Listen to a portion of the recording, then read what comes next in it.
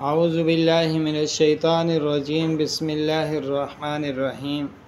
معزز سامعین، السلام علیکم ورحمۃ اللہ وبرکاتہ۔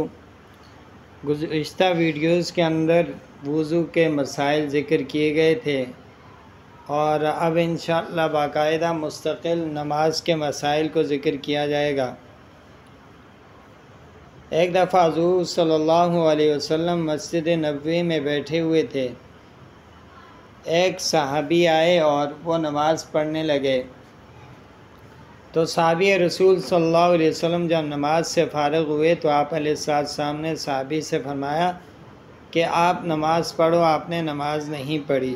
تو صحابی رسول نے دوبارہ سے نماز پڑھی اور پھر دوبارہ سے آپ علیہ السلام نے فرمایا کہ آپ نماز پڑھو، آپ نے نماز نہیں پڑھی۔ گویا کہ 3 دفعہ اس طرح کیا۔ پھر صحابی رسول صلی اللہ علیہ وسلم فرمانے لگے، اے اللہ کے رسول، مجھے تو نماز اسی طرح آتی ہے۔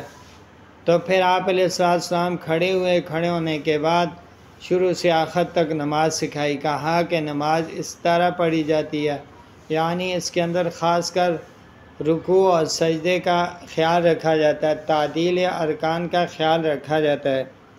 تو معزز سامعین، نماز کے اندر سب سے پہلا جو فرض ہے کہ نماز کے فرائض کا اہتمام کیا جائے گا۔ جو شخص نماز کے فرائض کا اہتمام نہیں کرے گا، کوئی نماز کا فرض رہ گیا تو اس کی نماز ہی نہیں ہوگی۔ دوسرے نمبر پر واجبات ہیں۔ اگر کسی سے نماز کے اندر واجب چھوٹ گیا تو اس کو چاہیے کہ وہ سجدہ سہو کرے۔ اگر سجدہ سہو نہیں کرے گا تو اس کی نماز ہی نہیں ہوگی، نماز دوبارہ پڑھنی پڑے گی۔ تیسرے نمبر پر مفسدات ہیں۔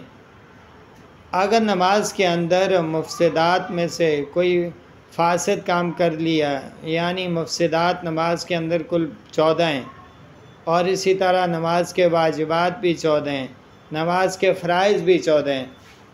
اب اگر اس کی نماز فاسد ہو گئی تو وہ دوبارہ نماز پڑھے گا، ورنہ اس کی نماز نہیں ہوتی۔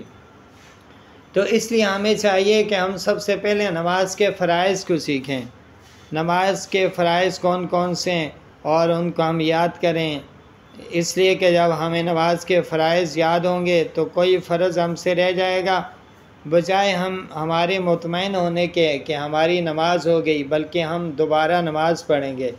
اور اس طرح واجبات کو یاد کریں گے۔ اگر کوئی واجب رہ گیا تو ہم سجدہ سہو کریں گے، ایسا نہ ہو کہ ہم مطمئن ہوں ہماری نماز ہو گئی اور نماز ہی نہ ہو۔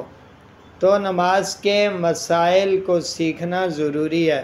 تو انشاءاللہ نیت یہ کی ہے کہ اب کے بعد نماز کے مسائل کو ذکر کیا جائے گا اور نماز کے فضائل کو ذکر کیا جائے گا اور واقعات کو ذکر کیا جائے گا، صحابہ اکرام کے واقعات کو، سلف صالحین کے واقعات کو ذکر کیا جائے گا۔ تو انشاءاللہ آپ حضرات سے بھی گزارش ہے، اس چینل کو سبسکرائب کریں اور شیئر کریں اور ویڈیوز دیکھیں، سنیں، انشاءاللہ فائدہ ہوگا۔ روزانہ نماز کے مسائل شیئر ہوں گے اور آپ تک انشاءاللہ پہنچیں گے۔ تو والسلام۔